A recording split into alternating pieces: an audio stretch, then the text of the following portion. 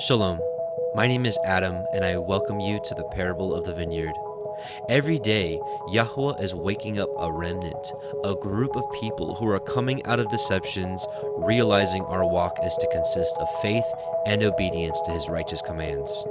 Each week, we read through and examine a portion of the Torah, allowing the Spirit of the Most High to guide, teach, and open our eyes and ears to the wondrous matters out of his law. Join us as we seek to be refined by his word, preparing ourselves for the return of our King of Kings, being faithful and obedient, walking in his way, truth, and life.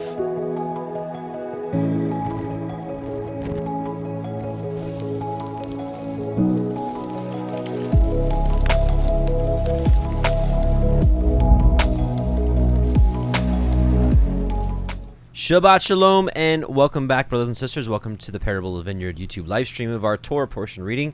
My name is Adam, your host, and I welcome you back, or maybe even for the first time. This is week 30 of the Torah portion studies, which is Kodeshim, which is going to cover Leviticus 19 and 20. Though it's just 2 chapters, there's a lot to cover in this one. I'm actually really excited about this Torah portion. There's just so much to cover about what we're supposed to be doing. You know, if you listen to the intro of this, it's like preparing for the return of Messiah. And, you know, don't get me wrong. Like, I love like juicy topics and whatnot, but really, like, what's gonna matter at the return of Messiah is our faith and obedience. And really, this book of Leviticus, though on the surface it may not seem like the most exciting book to go through or to dig into, it gets to the heart of how to draw near to the Most High, how to be set apart. That's what this Torah portion is all about. Kodeshim, right? The set apart ones. How to be set apart from the world and how to be his treasured possession. And we know that begins, of course, with faith in Messiah. Don't let anybody fool you. But after that belief, that walk, right, this Torah portion really gets to the heart of a lot of those things, and I'm really excited to talk about it. So let's start with prayer. Father, Yahuwah Most High, Abba, we come before you and bless you on this Shabbat. Father, thank you for setting apart this 7th day for us to rest from our labors, to just eat, to drink, and to bless you, Father, to dig into your word, to gather together for set apart holy assemblies, Father. And we just thank you so much for sending your Son, your word that's a light to our feet and our reconciliation. And we just delight to do your will, Father, and open our eyes that we may behold the wondrous things written in your Torah. May your Ruach, your Spirit here, be with us to guide us, to give us wisdom and understanding regarding your word, that we may be found to be faithful hearers and doers of the same. In Yahushua's mighty name we pray, Amen and hallelujah. Let's praise, yeah. Let's do a shofar and we'll get right into it.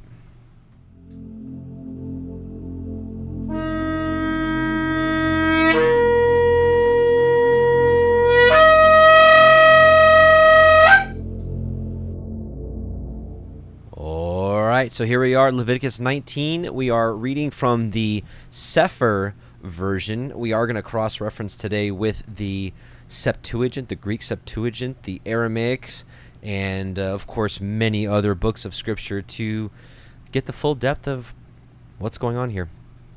Leviticus 19. And Yahuwah spoke unto Moshe, saying, Speak unto all the assembly of the children of Yisrael, and say unto them, You shall be holy, for I am Yahuwah Elohim, am holy. So what's that word holy, right? Set apart, to be different than everyone in the world. I've spoken to a lot of you now that we've been doing these feast days, and I've been actually getting to meet a lot of you, and of course comments and emails over the years, that a lot of you never kind of fit into this world. And I believe just obviously the Most High knew who was going to turn to him, and maybe that's why we never felt fully a part of whatever we were doing. And I remember, like, growing up, I was kind of a loner. And then high school, you know, I got into sports and I was pretty good at some of them. I was wrestler, tennis player, track, cross country, And I had some friends there, but I was like, I really still don't fit in. Got into skateboarding and even didn't fit in with skaters. And then I got into the military, and I was like, okay, especially that like tight brotherhood, the bond you form. But I was like, I still just never felt like I fit in until now. Until now, being called out of the world's ways, and just meeting people that feel the same way. They're like, you know what matters? Our faith, our obedience to Him, and all these other things are like trivial things. Like, at the end of the day, this life is all about Him, serving Him. And we get caught up, and I do too, get caught up in, our jobs and our homes and in our transportation and our things. But at the end of the day, we have to just back up for a second and just realize that all these things are temporary, and being holy, which is what this Torah portion is all about, bearing the fruit in spirit and in truth, and serving Him to the best of our understanding, right? To whom much is given, much is required. To whom little is given, little is required. So whatever has been given to us, we need to be faithful with and do. Doesn't matter how much we learn. Doesn't matter how many books we read. If we can't apply it, if we can't walk it out, because we can hear all the prophecies and revelations and meaty topics and conspiracies, and we can hear all that we want, but if we're not applying it and we're not walking out and actually being set apart, we may not hear those words we want to hear on that day when it comes. And I'm talking to myself, I'm talking to everybody. We got to really evaluate what's going on here. So anyway, so verses 1 through 2, it's basically saying He is set apart, so therefore we should be set apart, right? Let's talk about that. Let's talk about being holy. So we're going to take a look at 1 Peter 3. There's really just a couple verses here I want to read, but like all, it's always good to read the before and the after. This is just a really good chapter. So 1 Peter 1, 3 through 22. Blessed be the Elohim and Father of our Master Yahushua HaMashiach, which according to His abundant mercy, right? Has He been merciful to any of you out there? Right here. Has begotten us again unto a lively hope by the resurrection of Yahushua HaMashiach from the dead, to an inheritance incorruptible and undefiled that fades not away, reserved in heaven for you, for us. Amen.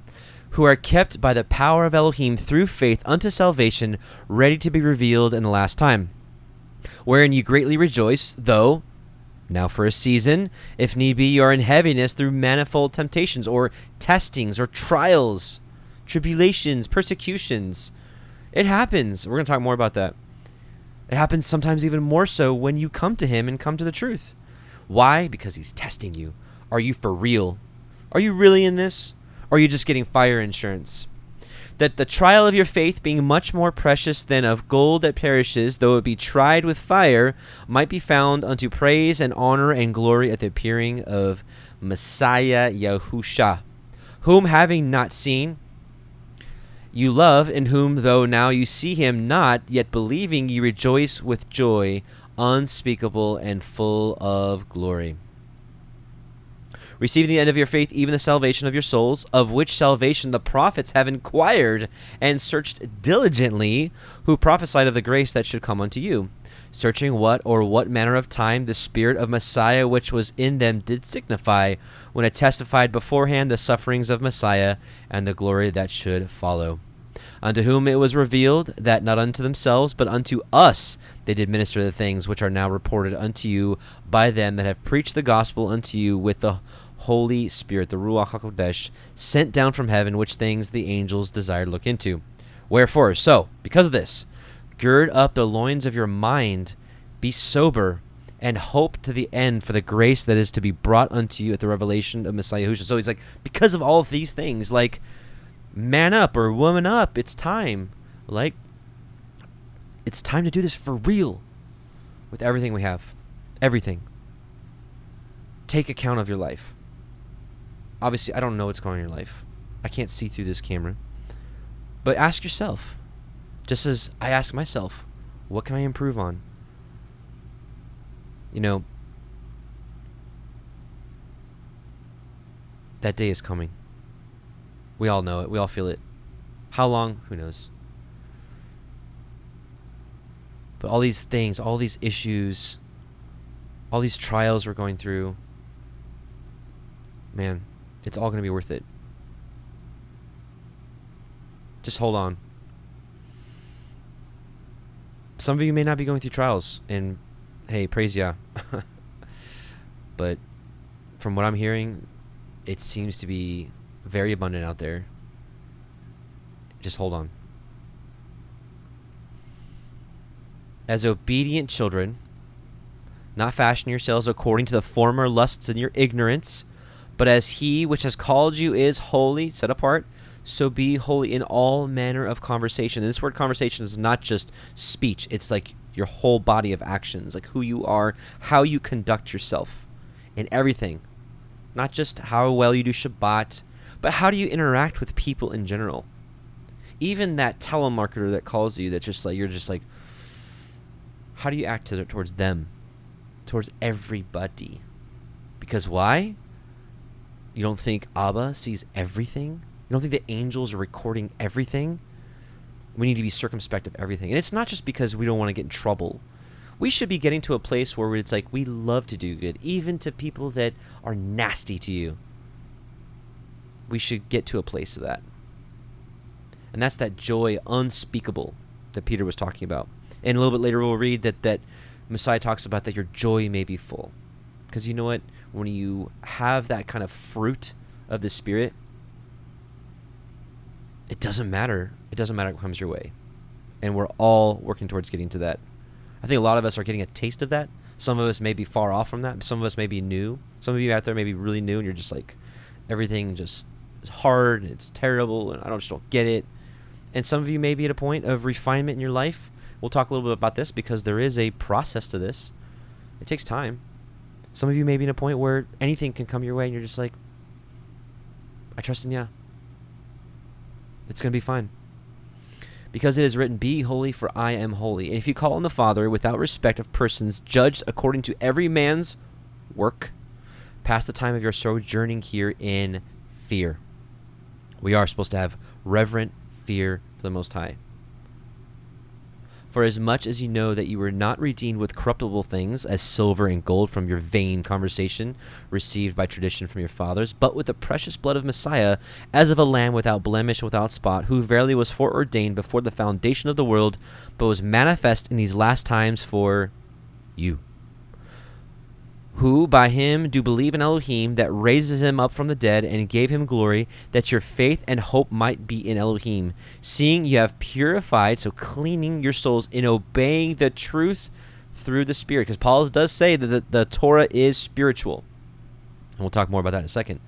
But we are supposed to obey the truth through the Spirit. The Spirit is supposed to be our helper, our comforter, to guide us unto all of the truth, all the Torah. And it's supposed to convict us of sin, that we stop doing it, unto unfeigned love of the brethren. So this is so key. I love how Peter says this. In obeying the truth through the Spirit unto, so it's like obeying the Torah and unto, so moving on to that further perfection, unfeigned love of the brethren. Like nothing withholds your love of the brethren. Nothing. Nothing. And that's walking in perfection, is loving each other. Because you know what? That's been what's lacking for centuries, for thousands of years. We'll talk more about that in a little bit. Seeing that you love one another with a pure heart fervently. I'm telling you, brothers and sisters, this is the real test.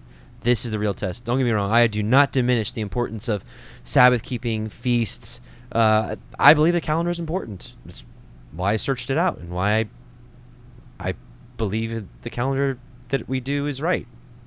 Right?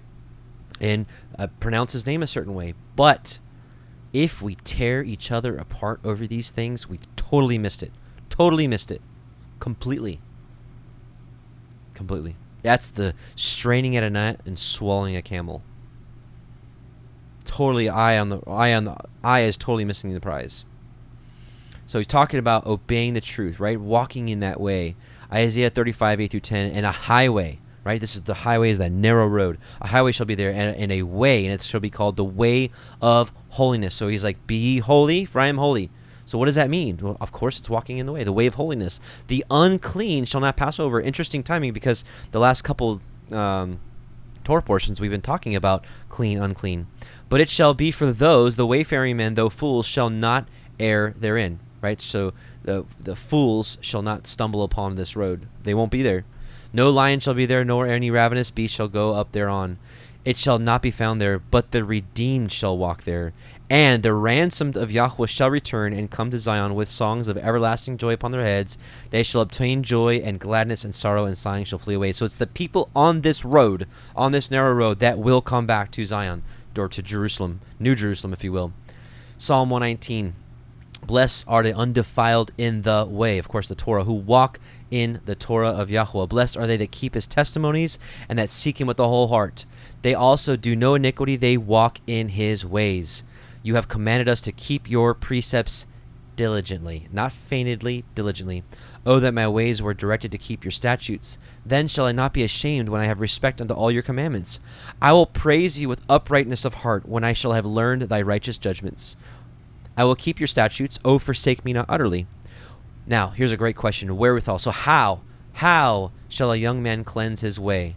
Right? Because here it said the unclean shall not pass over. So the unclean shall not be on the way. And then here, how shall a young man clean his way? So how shall I be clean? By taking heed thereto according to your word. With my whole heart have I sought you. Oh, let me not wander from your commandments. Praise ya. A little more about this narrow road, of course.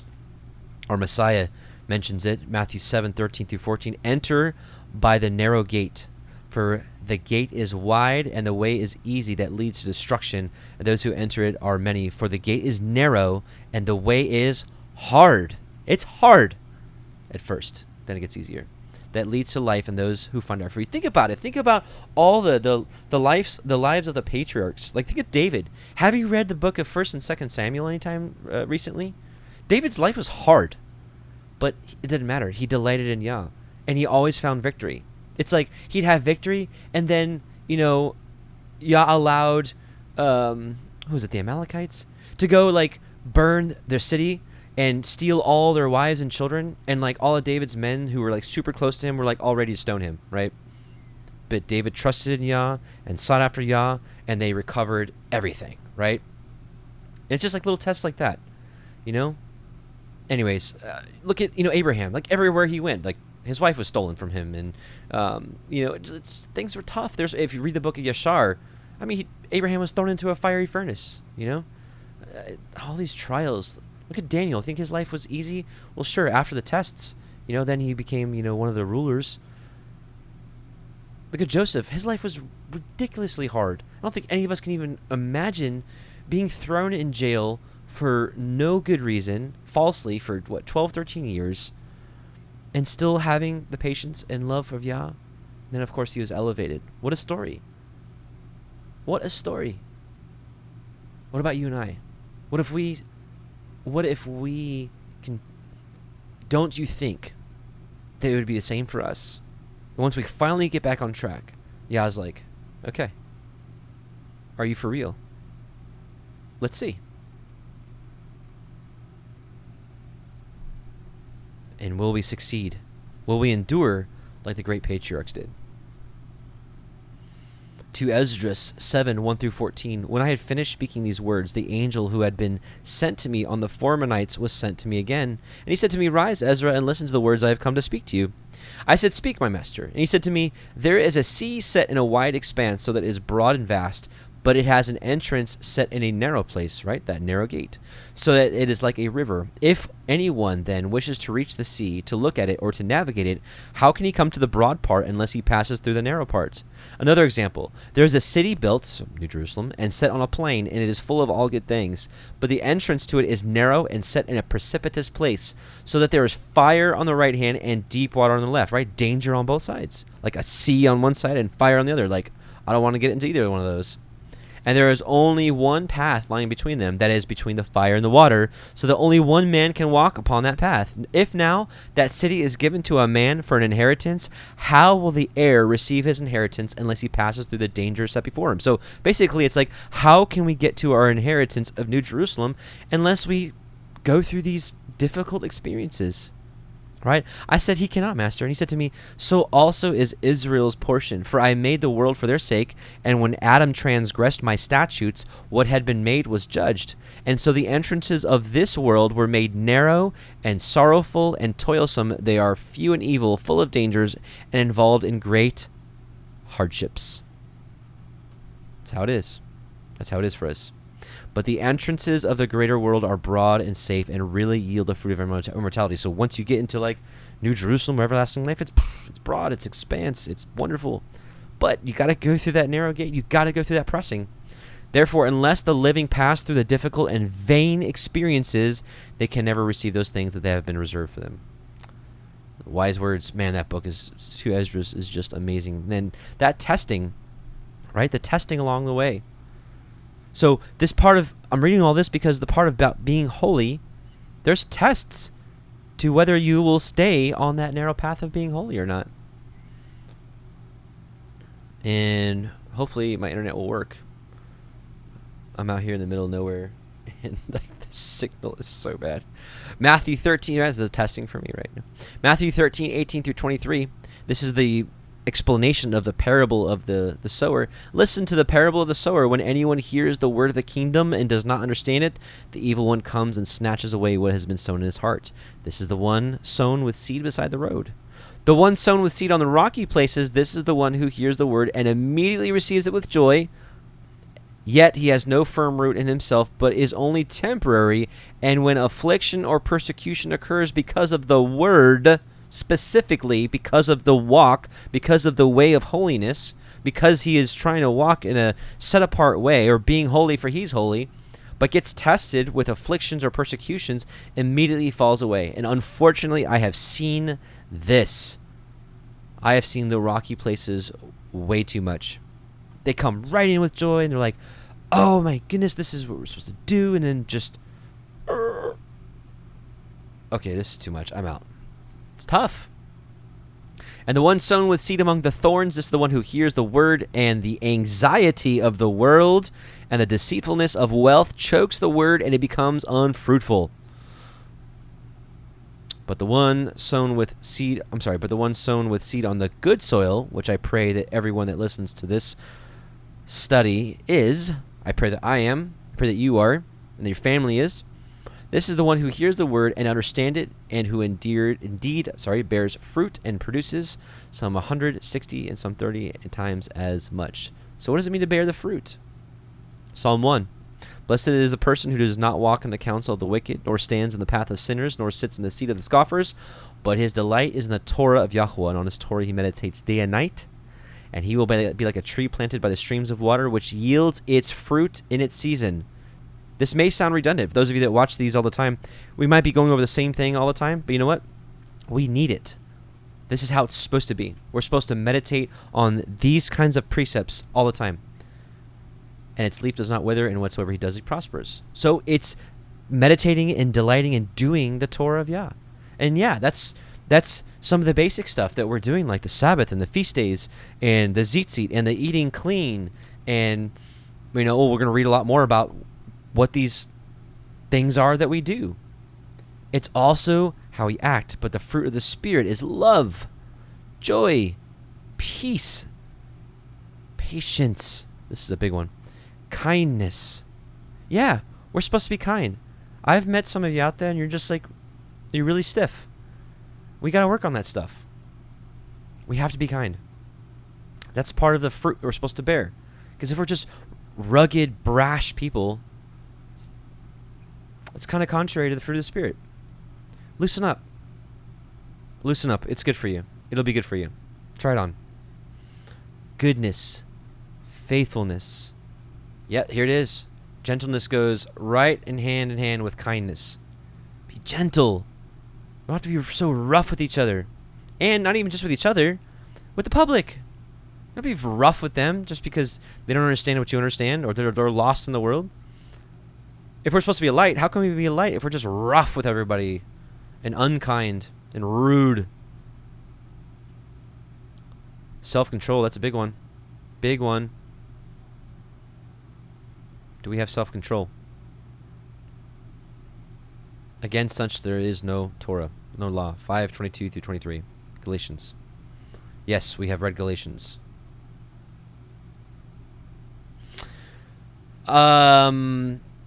The book of Elijah the prophet, included in the volume called The Order of the Ancients, chapter 11. These are the fruits of the Spirit of Elohim, enlightenment, so having light. This is not New Agey enlightenment. This is light. This is the Torah within oneself, whereby a man can perceive the ways of Elohim to walk therein, discernment to know the good from the evil, reverence for the name of deity, so literally reverence for his name, literally, and consciousness of the approaching judgments of Elohim. So knowing that the end is coming. Humility. Meek. Right? Humble. Patience. Abundant charity. Love of righteousness. Vision. Wisdom. Trust. Faith. Confidence in the power of the Almighty Elohim. Knowledge. Self-mastery. Sanctity. Pure thoughts. So even our thoughts should be held captive and pure. And if you have problems with this, this is something I hear from a lot of those of you that are new. Pray for it specifically, like, Father, please clean my thoughts, clean my dreams, my thoughts, everything. Right? It should be the total package. We should be the total package for Him. Abounding love for all who follow the truth. Back up. Back up. This is what I was saying earlier. So what? We have these little differences. So what? So what? Abounding love for all who follow the truth. Let me just say that again. Abounding love for all who follow the truth. One more time. Abounding love for all who follow the truth. Different calendar, different name, different idea of tzitzit, different idea of this or that, different interpretation of this. Listen. We can lovingly correct each other or share our understanding of things. We'll talk about it in a minute. But in the root of your heart, do you love all who follow the truth? Ask yourself that. You don't have to answer me or anybody. Ask yourself that. And if you don't, if you feel like you're like, ask Him. Ask Him to change that within you. Be specific in your prayers. He wants that. You look at the great prayers from all the prophets and patriarchs of old. They're very specific in their prayers of what they're asking of Yah. Just like if you go to court, right? You got to provide the evidence or specify what the judgment or ruling you're looking for. It's no different, in my opinion, of course. All right, one more time. Abounding love for all who follow the truth, purity, modesty, and the ability to hide within oneself the secrets of Elohim which one has received.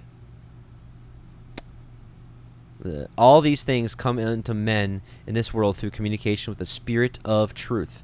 All those who walk in the path which is set before them by the Spirit of truth shall receive health in their navel and marrow to their bones, and shall find wisdom and hidden treasures of knowledge.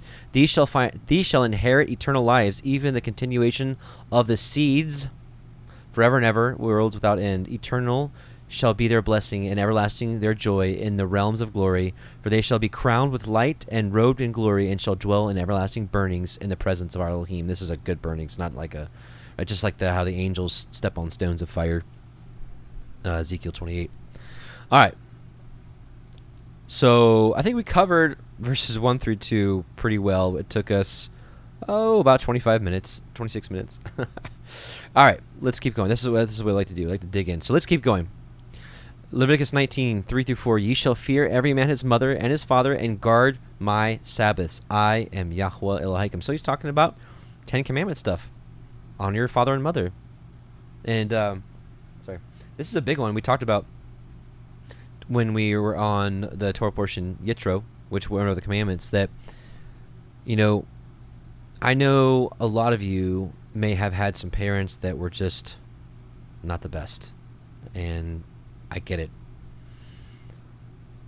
But I'm here to say, just as we're called to love our enemies, I think we're called to love our parents. Now, what that looks like for each and every one of your individual situations, I couldn't obviously even begin to speak into that. But I think you should ask, if you don't have a good relationship with your parents, or you don't feel like maybe you're honoring them, or maybe you have even anger, animosity towards them, take some time. If I can just make a recommendation as your brother, take some time and ask Yah to reveal to you how you can honor them, even if it's just the most awkward situation. What if there was physical beating, or just even some of the worst things that I don't even want to repeat right now, of things that could have happened, or drunkenness, or even just whatever disgusting things. I don't know.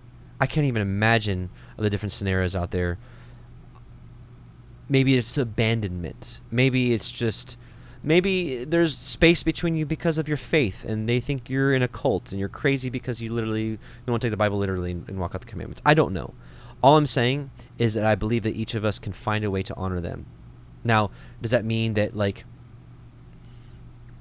well, I'll just leave it at that. I'll let Yah, how about Yah guide each and every one of us of how we can honor our mother and father, right? Turn ye not unto idols, nor make yourselves molten Elohim. I am Yahuwah, your Elohim. Let me click this too. All right, Exodus 19:4-6. You yourselves have seen what I did to the Egyptians, and how I carried you on eagle's wings and brought you to myself. Now then, if you indeed will obey my voice and keep my covenant, then you shall be my own possession among the peoples. That's being set apart. That's being holy. For all the earth is mine, and you shall be to me a kingdom of priests and a holy nation. These are the words that you shall speak unto the sons of Israel. So obeying his voice, keeping his commandments, is being holy. Deuteronomy 7:6-9. For you are a holy, a set-apart people to Yahweh your Elohim. Yahweh your Elohim has chosen you to be a people for his personal possession out of all the peoples who are on the face of the earth. Yahweh did not make you his beloved, nor choose you because you were greater in number than any of the peoples, since you are the fewest of all peoples. And I'm here to tell you, this is how it was thousands of years ago, and guess what? This is how it is now. A people believing in Messiah and keeping the Torah commandments, do you think we're a large body of people right now? No. We're probably one of the smallest groups of people out there. Is it growing every day? Sure. Sure it is. But as a whole, it's a drop in the bucket, and it's the same thing. But because Yahweh loved you and kept the oath which he swore to your forefathers, Yahweh brought you out by a mighty hand and redeemed you out from the house of slavery, from the hand of the king of Pharaoh, king of Egypt. Just like Messiah saved us, right? He brought us into the wilderness. Know you therefore that Yahweh Elohim, he is Elohim, the faithful Elohim, who keeps covenant and his faithfulness to 1,000 generations for those who love him and keep his commandments. So, being holy is honoring your mother and father. It's keeping a Sabbath. There are people right now that are diminishing the importance of the Sabbath. Like, oh, what's that, man? Okay, so what? You keep Sabbath and other people keep Sunday. So what? Well, no, not so what. That's a huge difference. While it may seem like a minimal thing, it's a huge thing. The details matter because it shows who we obey. Are we obeying the Most High, who set apart the seventh day of the week? Or are we honoring a man-made tradition to do it on Sunday? That's a huge difference. Don't let anybody diminish that fact.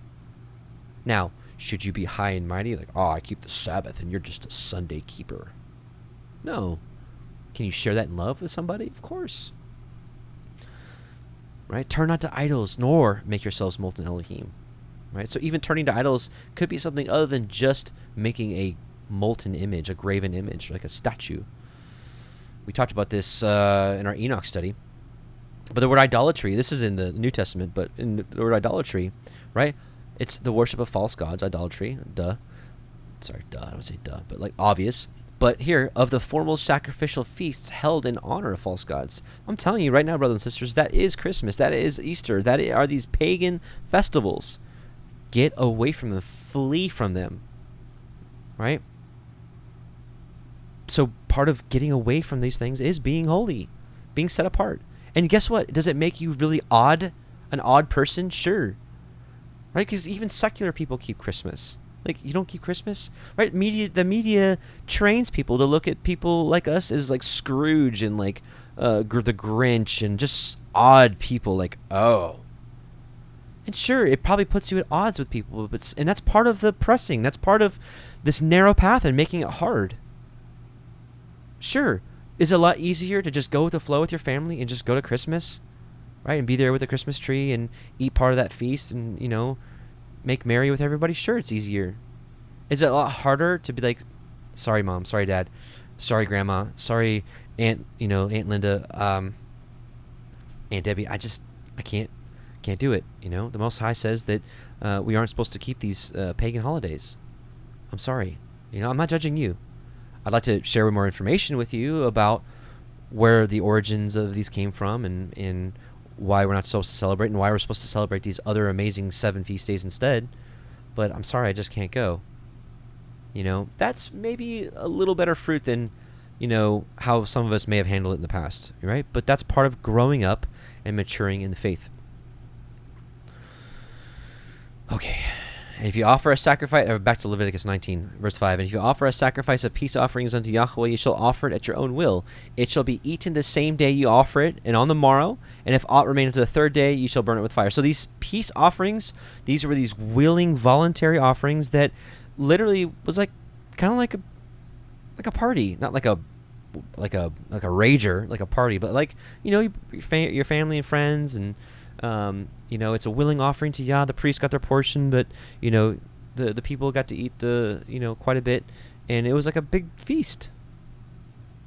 And so they ate it that day and the next. And who really wants to eat that meat that's sitting around without refrigeration or any preservation on the third day? And if it be eaten at all on the third day, it is abominable. It shall not be accepted. Therefore, everyone that eats it shall bear his iniquity, because he has profaned the hallowed thing of Yahuwah, and that soul shall be cut off from among his people. So this just went from an amazing, willing offering that Yah loves and delights in to abomination by breaking his command, by eating it on the third day. Leviticus 19:9, and when you reap the harvest of your land, you shall not wholly reap the corners of your field, neither shall you gather the gleanings of your harvest. And you shall not glean your vineyard, neither shall you gather every grape of your vineyard, for you shall leave them for the poor and the stranger. I am Yahuwah Lahaikim. So it's just like the book of Ruth, if you remember that. The poor, the widows, they were allowed to go behind the gatherers and got what was left. So basically, like when you reap the harvest, let's just say vineyard. You pick all the big clusters and whatnot.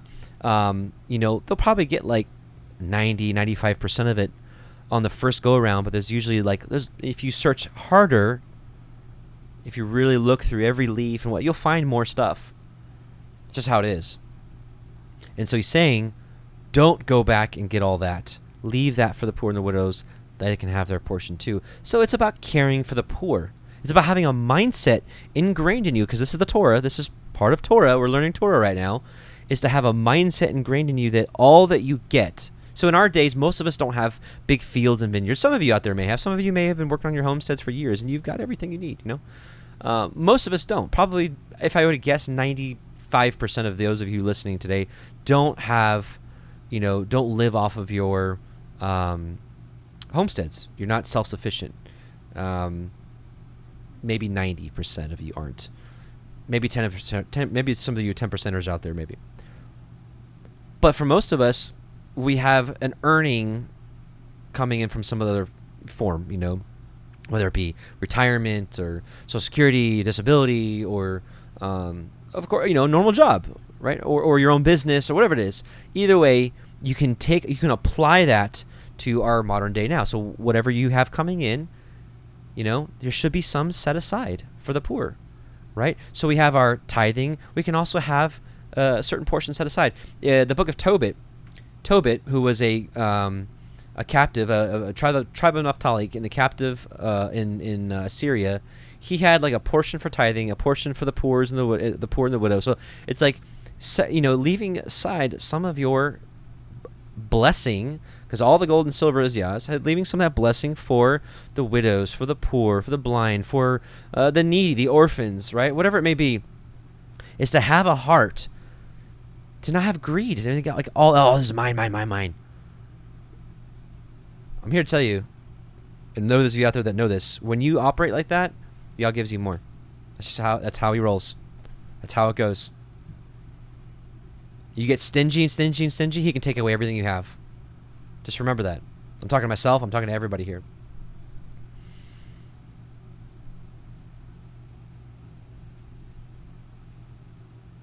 Proverbs 19:17. He who is kind to the poor lends to Yahuwah. Ooh, you don't think he's going to pay you back? Of course he is. And he will repay him for his deed. Sirach 4. This is a book of Ecclesiasticus, included in the Apocrypha. My son, deprive not the poor of his living, and do not keep needy eyes waiting. If they need it now. Do not grieve the one who is hungry, nor anger a man in want. Do not add to the troubles of an angry mind, nor delay your gift to a beggar. Do not reject an afflicted suppliant, nor turn your face away from the poor. Do not avert your eye from the needy. Right? So it's not like, oh, I didn't see you. Nor give a man occasion to curse you. For if the bitterness of his soul he calls down a curse upon you, his Creator will hear his prayer. Make yourself beloved in the congregation. Bow your head low to a great man. Incline your ear to the poor, and answer him peaceably and gently. Deliver him who is wrong from the hand of the wrongdoer. And do not be faint-hearted in judging a case. Be like a father to orphans, and instead of a husband to their mother. You will then be like a son of the Most High, and he will love you more than does your mother. Who wants to be in that position? Wow. We gotta have a heart for the poor. We have to. Leviticus 19:11. You shall not steal, neither deal falsely, neither lie to one another. You need to be upright with each other. And you shall not swear by my name falsely, neither shall you profane the name of Yahweh your Elohim. I am Yahweh. And I believe this is, it's twofold. I believe, not taking his name in vain is, of course, swear by his name falsely. And here's the other, neither shall you profane the name of Yahweh your Elohim. And how do you profane it? We learn in the book of Malachi, right? By, transgressing his ways. By claiming to be his and not being a good example of what it is to be one of his. So it's like, I've made this analogy before. So like when I was in the Marines, they really didn't like us wearing our uniforms out in town. They're like, if you have to, or whatever, you are representing the Marine Corps. Like, do not make us look bad, or it's going to be big time punishment for you. And they meant it. Like I saw some guys that went out and acted like a fool, and boy, did they get punished. And that's just the Marine Corps. How about bearing Abba's name? Because basically, is when we were wearing that uniform, we represented all of it. Just like I've said this before. Like, let's say a UPS driver, right? When he drives, he's representing UPS. If he's weaving in and out of traffic and cutting people off, do you think that makes UPS look good? In a sense, that driver is profaning the name of UPS. Just like the Marine with the outfit and the U.S. Marines, tag on his shirt, and goes and like does ridiculous things, is making the Marine Corps look bad. So how much more if we are calling ourselves followers of the way, Torah obedient believers in Messiah, Nazarene, whatever we're calling ourselves, and we're not representing him well. It's kind of the same thing. We're making his name look bad. Verse 13, you shall not defraud your neighbor, neither rob him. The wages of him that is hired shall not abide with you all night until the morning. This is kind of a little off topic. But, dealing with each other with money is extremely important. Just balances, no false weights, no false measures. It reminded me of like Abraham when he wanted to buy that cave to bury Sarah. Who was it? Ephron? Was it Ephron? He's like, just take it, Abraham. And Abraham's like, no, I'll pay you what it's worth. What is it worth? He's like, 400 pieces of silver, Abraham, but what's that between me and you? Just take it. Abraham's like, no, I will pay you what it's worth. That is like going above and beyond to make sure that like we deal truly with another. And you stand out when you do that in a good way. It's like, let's say, let's say you're shopping at the grocery store and your children are in the cart, and you put all the stuff on the conveyor belt and you purchase everything, and you get out to the car and you're like, uh-oh, my 2-year-old was sitting on pack of cheese or something. I don't know, whatever. And you're like, uh-oh, well, it's just like $3. It's Wally Mart. They're fine. Or whatever. Or you march all the way back in there and say, hey, somehow my daughter was sitting on this cheese. Can I pay for it, please? You don't think they're going to be like, dang. That's a good example to somebody, right? I bought a vehicle yesterday from a private seller. And I was thinking to myself, like, my instinct was to, like, haggle real low and lowball and, go back and forth. But, I'm not very mechanically inclined, so I had a good friend and a brother that went with me. Thanks, Alex. I don't even know if you watch these things or not.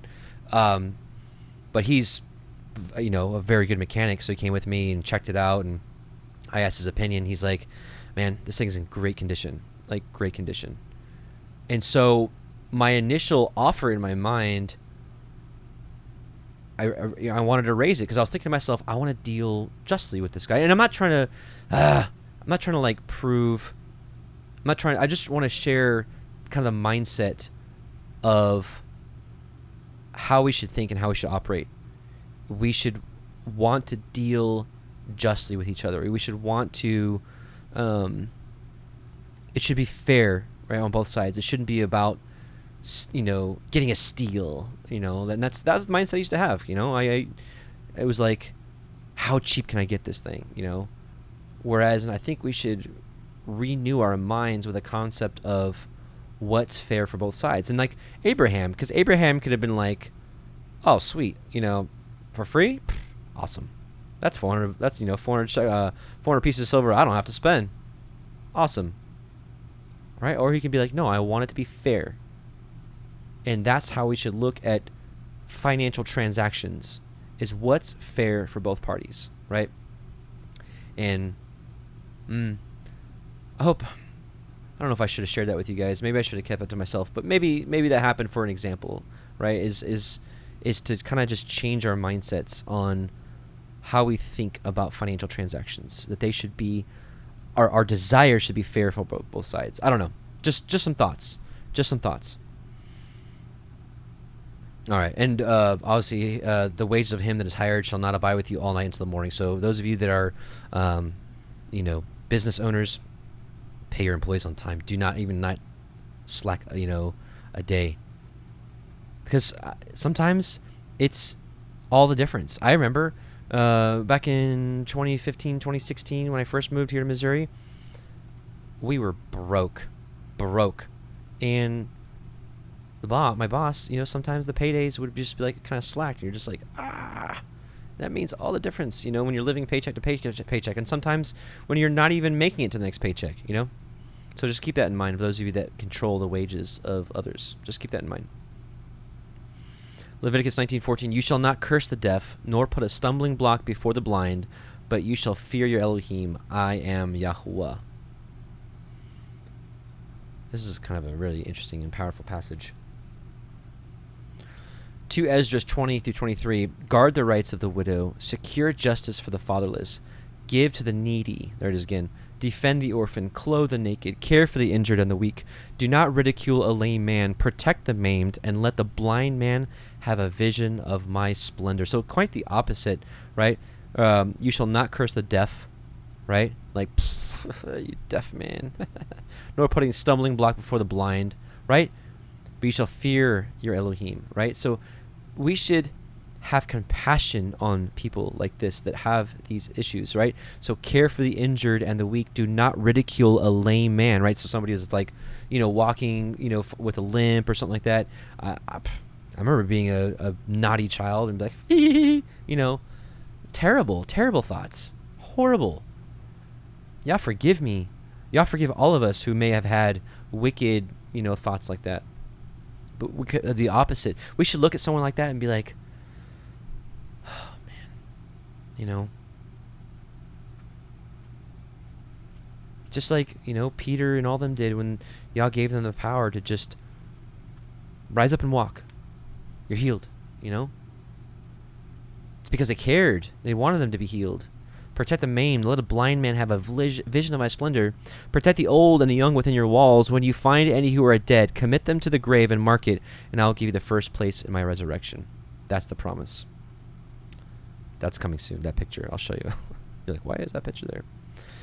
Leviticus 19:15, you shall do no unrighteousness in judgment. You shall not respect the person of the poor, nor honor the person of the mighty, but in righteousness you shall judge your neighbor. So, like, if you're put in a position of, like, deciding a case or hearing two friends out and be like, when they have an issue and you're like, kind of mediating between the two, you can't respect the person of the poor. So it's like, if it's like an issue of money, you can't be like, oh, wow, well, he really needs the money, and this other guy has a lot of money. He doesn't really need it, so, I'm going to judge in favor of the poor person because they're poor.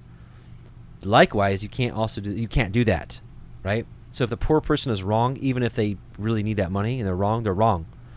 Nor they honor the person of the mighty, right? So if someone's rich, you'd be like, well, he's rich and he can, like, really do things for me. This is really what Freemasonry and stuff is built upon, is that good old boy system, which is perverting justice and judgment to take care of their buddies.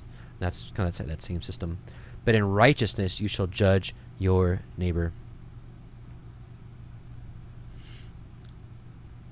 Isaiah 11:1-5. Then a shoot will spring forth from the stem of Jesse, and a branch from his roots will bear fruit. The spirit of Yahuwah will rest upon him, the spirit of wisdom and understanding, the spirit of counsel and strength, the spirit of knowledge and the fear of Yahuwah. And this of course is Messiah, and he will delight in the fear of Yahuwah, and he will not judge by what his eyes see, nor make decisions by what his ears hear, but with righteousness he will judge the poor, and decide with fairness for the humble of the earth. And he will strike the earth with the rod of his mouth, and with the breath of his lips he will slay the wicked. Also righteousness will be the belt around his hips, and faithfulness the belt around his waist. So not judging by the sight of the eyes or even what he hears, right? But by judging by righteous judgment. 1 Samuel 16:6-7. When they entered, this is Samuel, getting ready to find one of the sons of Jesse and to anoint him king. When they entered, he looked at Eliab and thought, surely the Yahuwah's anointed is standing before him. But Yahuwah said to Samuel, do not look at his appearance or at the height of his stature, because I have rejected him. For Elohim does not see man as man sees, since man looks at the outward appearance, but Elohim looks at the heart. Matthew 23:23-27. So now we're going to get to the issue of the heart. Woe to you, scribes and Pharisees, you hypocrites, for you tithe mint and dill and cumin, and have neglected the weightier provisions of the Torah, justice and mercy and faithfulness. But these are the things that you have done without neglecting the others, you blind guides who strain at a gnat and swallow a camel. Right? So you have people that will drill in on certain parts of the Torah, right, and just bash people over the head because of it, and they're just forgetting some of the weightier matters of the Torah. Woe to you, scribes and Pharisees, you hypocrites, for you clean the outside of the cup and of the dish, but inside they are full of robbery and self-indulgence. You blind Pharisee, first clean the inside of the cup and of the dish, so that the outside of it may also become clean. Woe to you, scribes and Pharisees, you hypocrites, for you are like whitewashed tombs, which on the outside appear beautiful, but inside they are full of dead man's bones and all uncleanness. It's all about the insides, getting the insides ready and cleaned. And if you have issues with it, ask him. Verse 16, you shall not go up and down as a talebearer among your people, neither shall you stand against the blood of your neighbor. I am Yahuwah. Gossip, slander.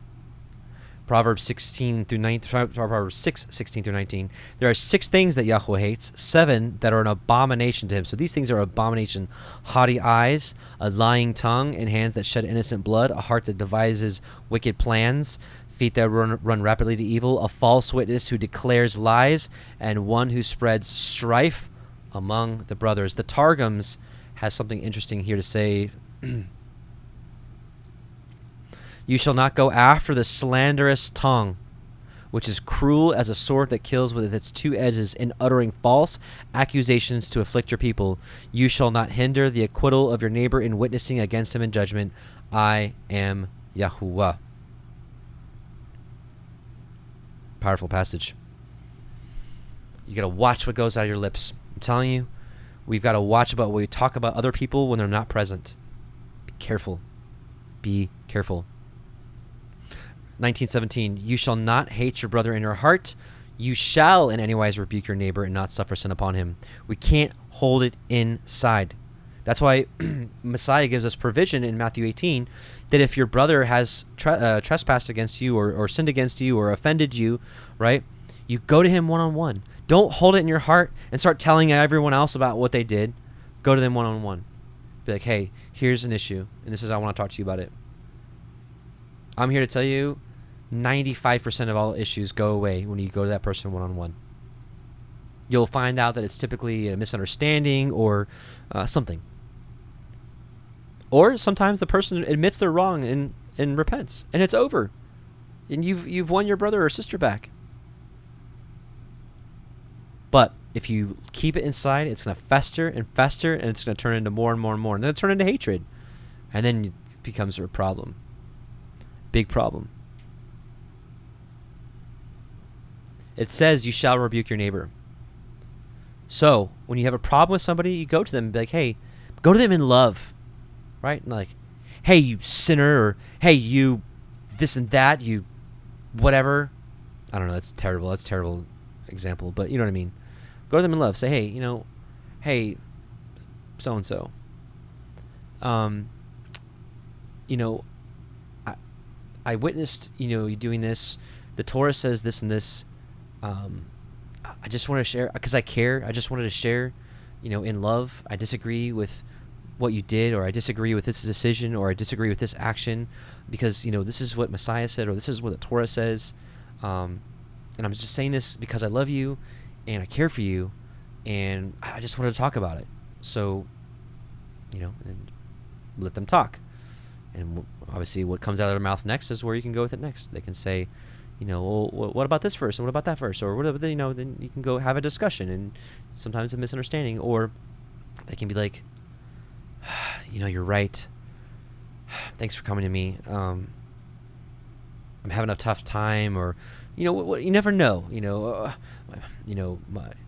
I'm going through this trial in my life, and just, I lost sight of that, and, whatever, you know what I'm saying? You never know, but you shall rebuke them.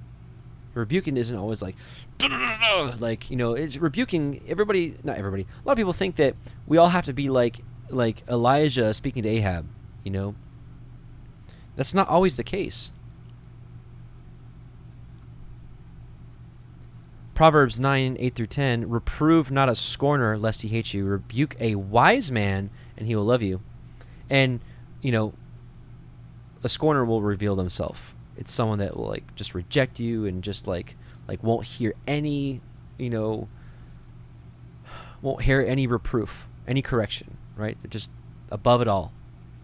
But rebuke a wise man and he will love you, right? So if someone really is walking in the Spirit and walking in love and in truth, if you rebuke them, they'll be like, wow, dang, you're right. I need to fix that. Thank you for coming to me. Give instruction to a wise man, and he will be yet wiser. Teach a just man, and he will increase in learning. The fear of Yahuwah is the beginning of wisdom, and the knowledge of the holy, the set apart, is understanding. Now, if you're going to approach somebody, do not approach them unless you can abide by these words. Listen carefully. 2 Timothy 2:24-26. And the servant of Yahuwah must not strive. You know what it means to strive? It's like just rude, brash, and just loud, arrogant, boastful, but be gentle unto all men, apt to teach, ready to teach, patient. Like I was sharing with you, hey, Michael, you know what? I need to share this with you, man, because I love you and I care for you, and this is what I see, bro, and this is what the Torah says, and we need to talk about it. That's coming to somebody in gentleness, right? Apt to teach, patient. in meekness, instructing those that oppose themselves, if Elohim would peradventure will give them repentance to acknowledging of the truth, the Torah, that they may recover themselves out of the snare of the devil, who are taken captive by him at his will. That's how you have to approach it. And if you can't approach somebody that way, then you know what? You need to pray about it, because that's the only way you can do it. Leviticus 19:18, you shall not avenge nor bear any grudge against the children of your people, but you shall love your neighbor as yourself. I am Yahuwah. And you should love yourself, and if you don't, you've got problems. You've got to get to the root of that. You have to, because loving for yourself is caring for your own future, caring for the salvation of your soul, caring for safety, health. And if you don't even care about those things for yourself, how can you care about others? So you've got to get to the root of that. And if you can't, if you have a hard time with that, get to prayer. Be specific.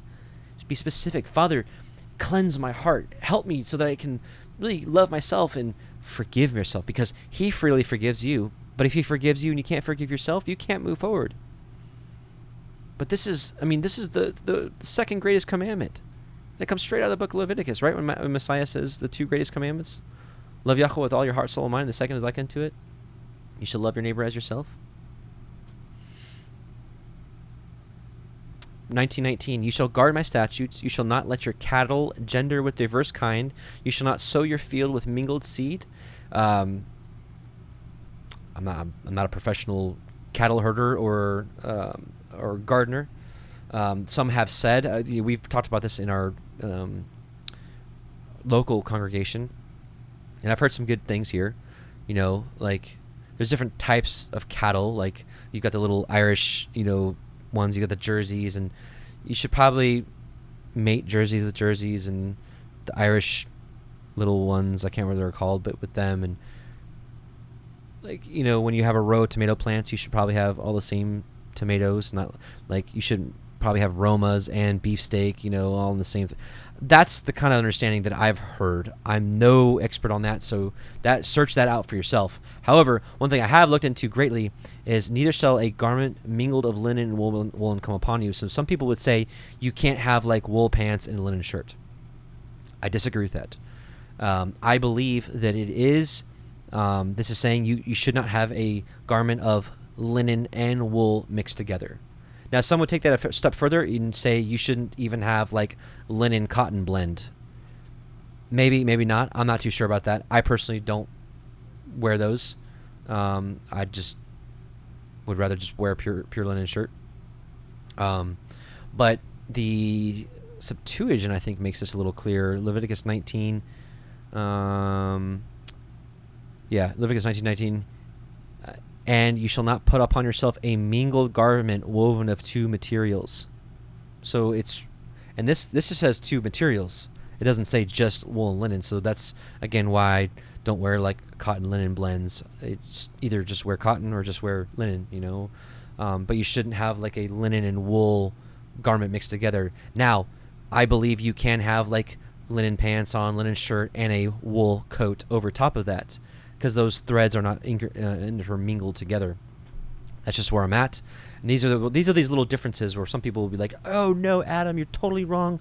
You can't have linen and wool on your body at the same time." Hey, okay, I hear you.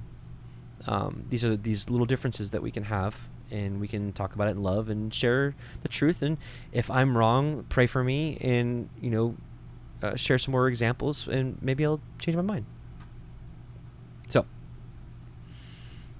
All right, Leviticus 19:20, and whoever lies carnally with a woman that is a bondmaid and betrothed to a man and not redeemed at all, nor freedom given to her, she shall be scourged. They shall not be put to death, but because she was not free. This makes it sound like a woman who's engaged to a guy. If some other guy comes up and lies with her, they're not going to die, but he's just stoned. That's actually not what it's saying. The Targums are pretty helpful here. It makes it a little clearer. And if a man lie carnally to be with a woman, and she be an Israelitish handmaid, and about to be made free, and betrothed to a free man, but her redemption not altogether completed by the payment of the money or the written instrument of liberation has not been given to her, let inquisition be made for judgment. She is liable to be chastised, but he is not. But it shall not be considered a matter of putting to death, because she was not altogether free. This is talking about a servant or a handmaid woman that was bought with money. So a little different. Okay, let's keep going though.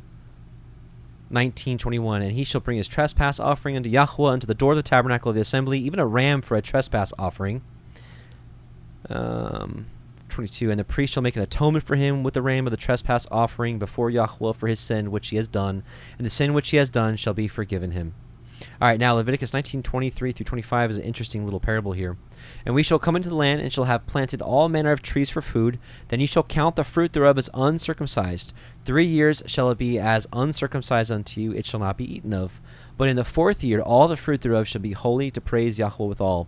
And in the 5th year shall ye eat of the fruit thereof, that it may yield unto you the increase thereof. I am Yahuwah Elohim. So, while this is specifically talking about when you plant a fruit tree, it's saying that, the 5th year is when you start eating it. Now, is there something of spiritual significance behind this? I believe so, because some of you know that there's many passages of scriptures that likens Yah's people to trees that he plants. Just like we read earlier in the parable of the sower, right? We're the ground.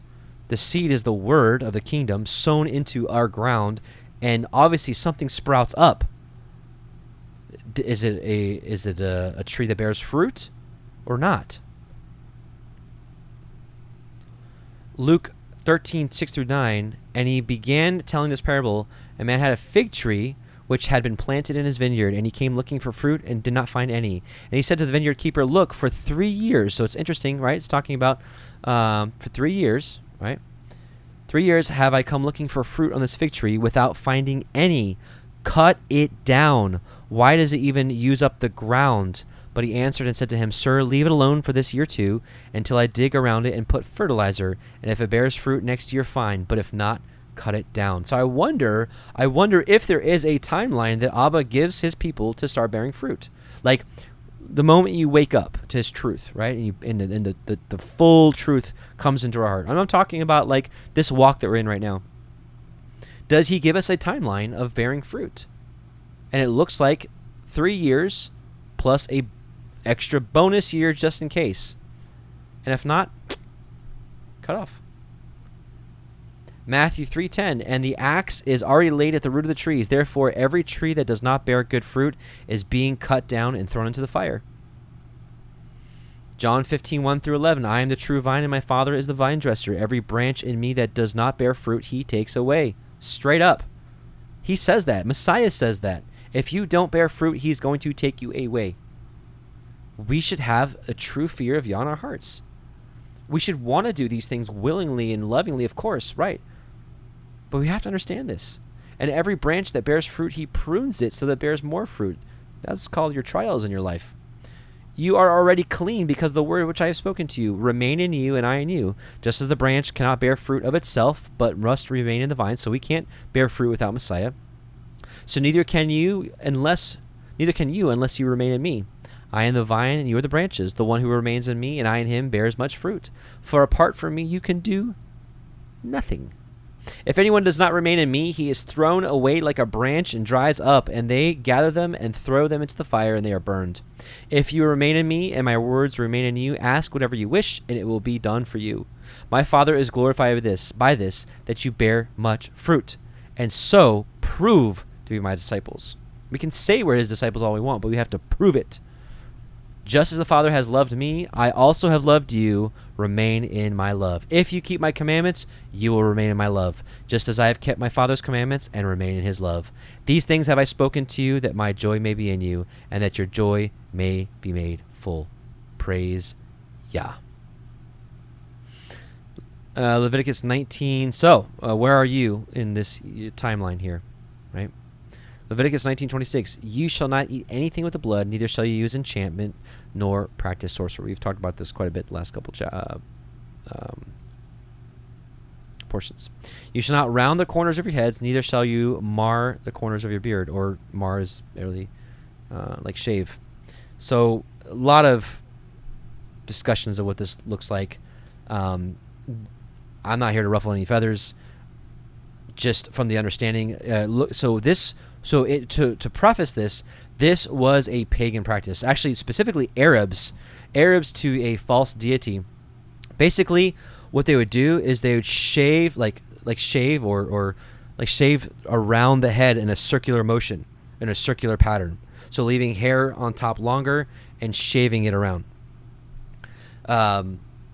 So I'm not saying that people that do this are doing that, but it's like, if look at this for yourself. When I share these things, I share them as your brother, and just where I'm at. I don't claim to have everything right, so I may be totally wrong on this. But in looking through the history and history records of this is what they do. They would shave in a circular pattern all around their head for the dead, for ancient deities. And I'm not saying if you do this, you're doing that, but it's like, if we find that to be true, do we want to do the same things they did? So it's like someone that's like, well, I don't do Christmas, Christmas doesn't mean that to me. Christmas doesn't mean Mithra worship or Saturnalia or that, it means this and this to me. Okay. So if people did this for a certain deity, would we even want to do that? Well, that's between you and Yah. And I may be totally wrong on this, but from the information that's available through history, this is what they did, right? Let's see. I want to take a look at.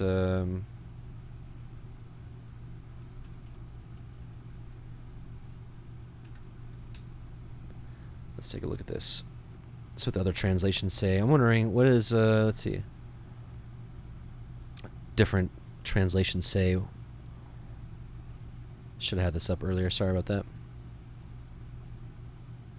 Do not cut. This is NIV, so do not cut the hair at the sides of your head or clip off the edges of your beard. Do not trim off the hairs of your temples, or trim your beards. You shall not round off the hair on your temples, nor mar the edges of your beard. You must not cut off the hair at the sides of your head or clip off the edges of your beard. You shall not round the corners of your heads, neither shall you mar the corners of your beard. You shall not shave around the sides of your head, nor disfigure the edges of your beard. Right, so it just all the same thing.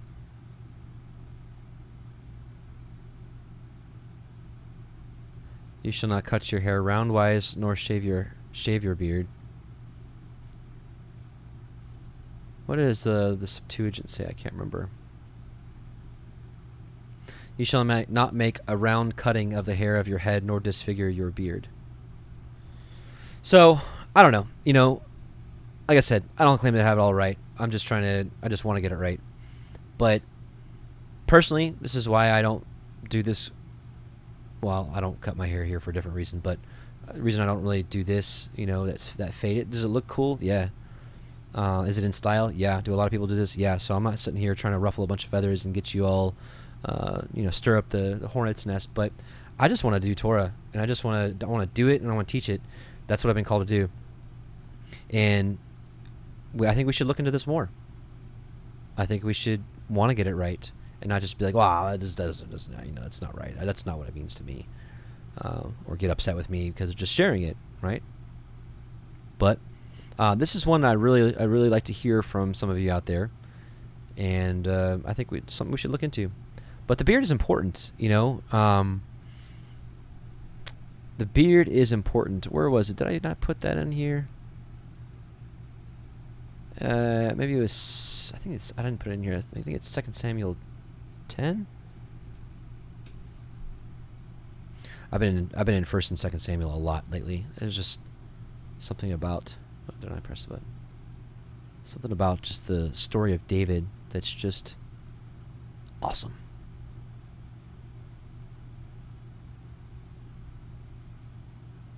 Yeah, here we go. Okay, cool. So it happened afterward that the king of the Ammonites died, and his son Hanun became king in his place. Then David said, I will show kindness to Hanun, the son of Nahash, just as his father showed kindness to me. So David sent some of his servants to console him about his father. But when David's servants came to the land of the Ammonites, the commanders of the Ammonites said to their master Hanun, Do you think that David is simply honoring your father, since he has sent you servants to console you? Has David not sent his servants to you in order to explore the city, to spy it out, and to overthrow it? So Hanun took David's servants and shaved off half of their beards and cut off their robes in the middle as far as their buttocks and sent them away. When messengers informed David, he sent servants to meet them because the men were extremely humiliated. And the king said, "Stay in Jericho until your beards grow back, and then shall you return." So, he could have just gave them robes and been like, "Hey, just shave off all your beard so it's not like half shaved and just come back." But he literally told them to stay away until their beards grew back. That's kind of interesting, So is it a commandment you have to have a beard? It doesn't say that. It doesn't say thou shalt have a beard. But there are some things we can look at, It says that we're not even to mar or trim the corners of the beard. And then we have this witness through Samuel that David's like, don't even come back until your beards grow back. I think it's important. I think a man should have a beard. That's how Yah made us. Women don't grow beards. Men do. I think men should have beards. That's just an opinion based off of the scripture I see. Again, touche, it does not say thou shalt have a beard. It doesn't say it. But I think we can glean some things here that we should. Does it make you look less attractive? I don't know. I've heard from some people that, that TikTok is funny. People are like, great video, but trim your beard. You look homeless. I'm like, okay. All right. Don't care. Yeah. So, is it this? I don't know. Personally, I'd stay away from that. But we each have to walk out in fear and trembling. Or walk out our own faith in fear and trembling. Yeah, something like that. So this was a pagan practice. So I am not saying that those of you that are doing this are participating in a pagan practice. But if that is what that looked like, should we do that kind of stuff? That's a question to you. You shall not make any cuttings in your flesh for the dead, also a pagan practice, nor print any marks upon you. I am Yahuwah. Some people would say these are tattoos. Some would say not. I don't know. I have tattoos, and I am greatly ashamed of them, and I wish I had never gotten them. Personally, I feel convicted to never get another one.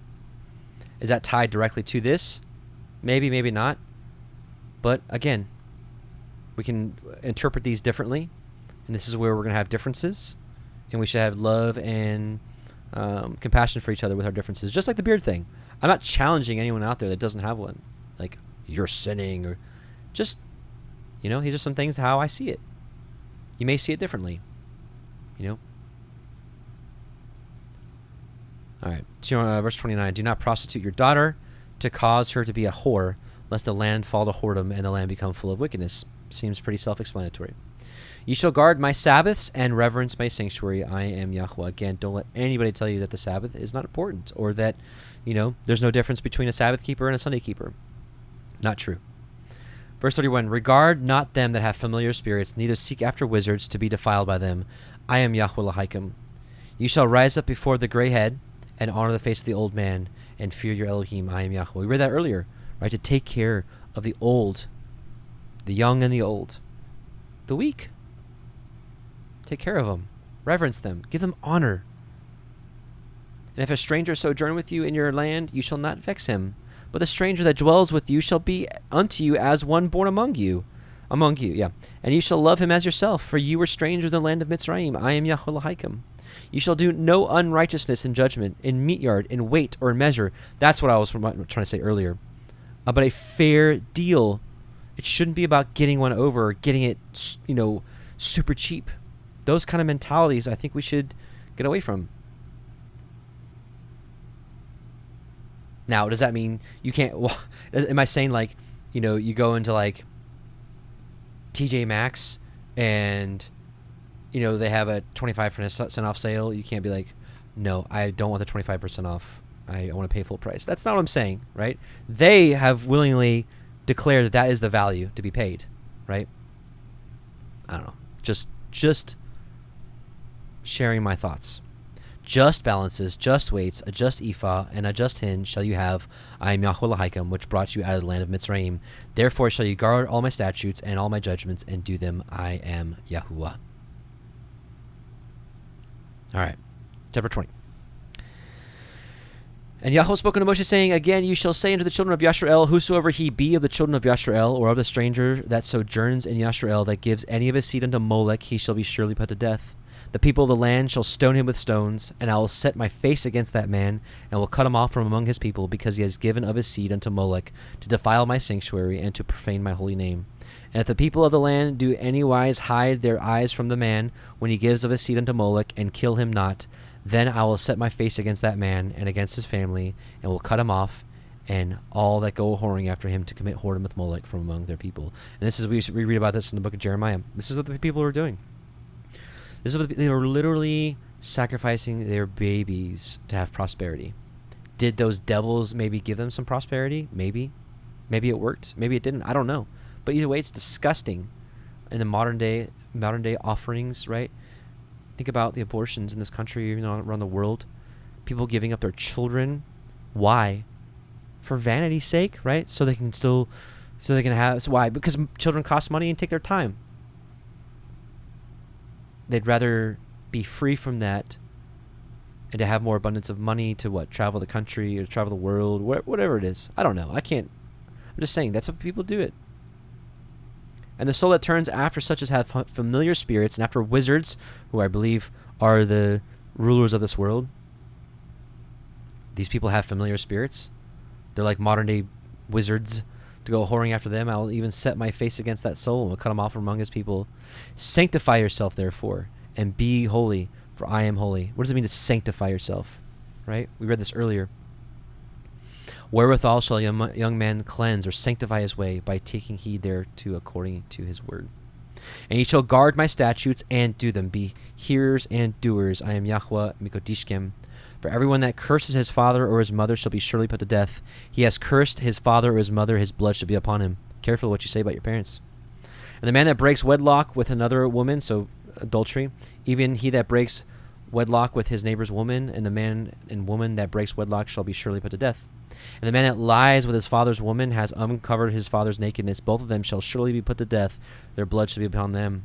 And if a man lie with his daughter-in-law, both of them shall be surely put to death. They have wrought confusion. Their blood shall be upon them.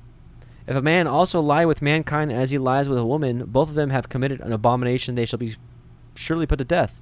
Their blood shall be upon them. Homosexuality.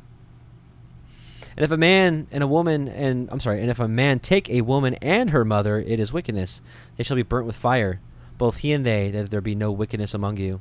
And if a man lie with a beast, he shall surely be put to death, and ye shall slay the beast. And if a woman approach unto any beast and lie down thereto, you shall kill the woman and the beast. They shall surely be put to death. Their blood shall be upon them. And if a man shall take his sister, his father's daughter, or his mother's daughter, and see her nakedness, and she see his nakedness, it is a wicked thing, and they shall be cut off in the sight of their people. He has uncovered his sister's nakedness, he shall bear his iniquity. If a man shall lie with a woman having her sickness, and shall uncover her nakedness, he has discovered her fountain, and he has uncovered the fountain of her blood, and both of them shall be cut off among his people. Some people would interpret this as the woman's period or menstruation. Some would not. Either way, we learned a couple weeks ago that when you do that, it makes you unclean. I don't think we should do anything that purposefully makes us unclean. But in this case, if this is talking about having relations during menstruation, this is a really bad thing. And I think it's something we should absolutely stay away from. Do we have any self-control whatsoever to stop doing that for like 7 days? Just saying. And you shall not uncover the nakedness of your mother's sister, nor of your father's sister, for he uncovers his near kin. They shall bear their iniquity. And if a man shall lie with his uncle's woman, he has uncovered his uncle's nakedness. They shall bear their sin. They shall die childless. And if a man shall take his brother's woman, it is an unclean thing. He has uncovered his brother's nakedness. They shall be childless. Ye shall therefore guard all my statutes and all my judgments, and do them, that the land whither I bring you to dwell therein spew you not out. All right, that's why it always talks about how the land is defiled. The land is defiled. Ye shall not walk in the manners of the nations which I cast out before you, for they committed all these things, and therefore I abhorred them. But we have got to get out of the ways of the world. We're in the world, but not of the world. But I have said unto you, you shall inherit their land, and I will give it unto you for possession, a land that flows with milk and honey. I am Yahuwah Elohim, which have separated you from other people. You shall therefore put a difference between clean beasts and unclean, and between unclean fowls and clean. And you shall not make your soul abominable by beast or fowl or any manner of living thing that creeps on the ground, which I have separated from you as unclean, right? And so part of being holy is to eat clean food, not unclean animals. And you shall be holy unto me, separate, set apart, for I am Yahuwah holy, and have severed you, cut you off from the other people. Get away from them. You should be mine. Which is just like basically why I chose this thumbnail right here. Just getting out of this lemmings, this line of death that people are walking. Get out. He's pulled us out. A man also or a woman that has a familiar spirit or that is a wizard shall surely be put to death. They shall stone them with stones, and their blood shall be upon them. People will challenge you, you're telling, oh, you're in Torah, so you're going to go around stoning witches? They'll make fun of this passage. But obviously that's in the land. That's for when you're in the land of inheritance. When we're not. We're in dispersion. It's the same reason why Daniel didn't go around all of Babylon and kill everybody. Right? Because it's not in the land of promise. It's not a land ruled by Yah's Torah. Just like we are. We're in Egypt. A daughter of Babylon. That's why we don't go around stoning witches. And with that, we're done with the Torah portion. I pray that you were able to glean something. That's my hope. Some of you know a lot of the stuff that we're talking about. Some of you know more. Some of you are brand new. Either way, I just pray that it was a blessing to you. Let's pray. Father Abba, we thank you so much, Father, for allowing us to gather together and to study your words and to grow together, to be as plants, as trees, that we want to bear fruit, Father. Help every one of us, every single one of us that's listening to this study, Father. Help us to bear fruit and neither go to the left or to the right of your Torah.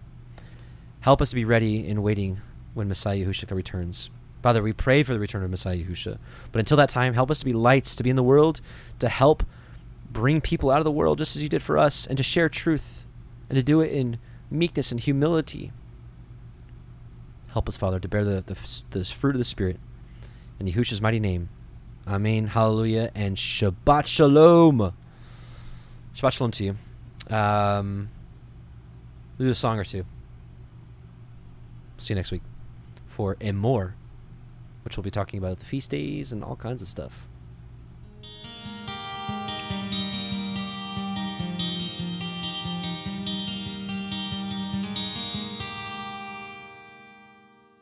Yevarechecha Yahuwah Ve'yishmerecha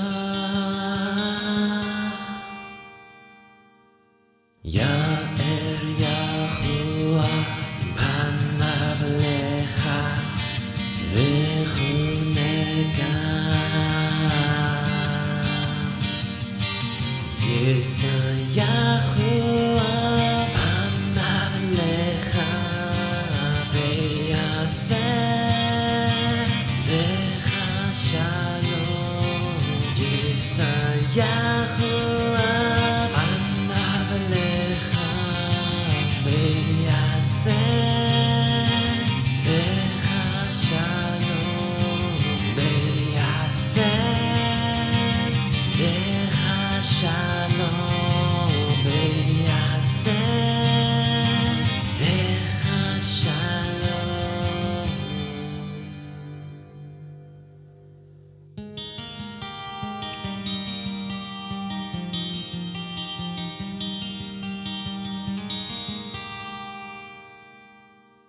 Yahuwah bless you and keep you. Yahuwah make his face shine upon you and be gracious unto you.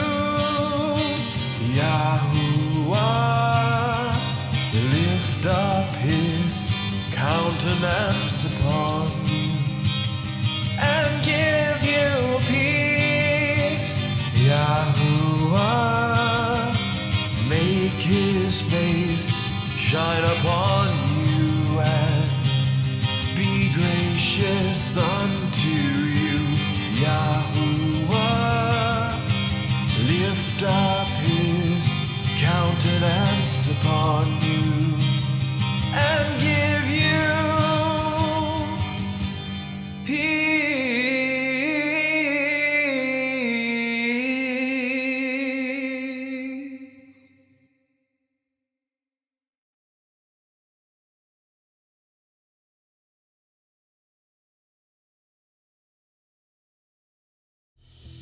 Let's sing a little song about the two greatest commandments, loving Yahuwah and loving people.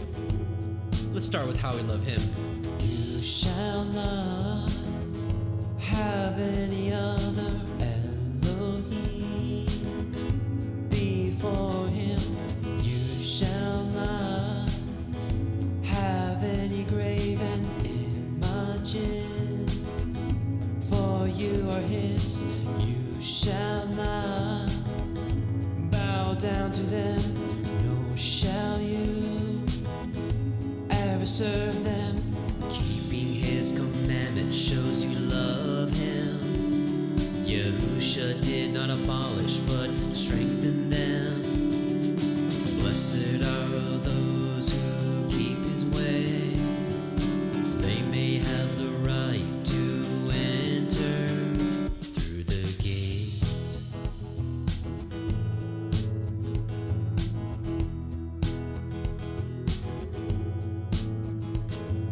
And you shall not take His name in vain, and remember the Sabbath day and keep it holy. Work 6 days and then we rest and be refreshed.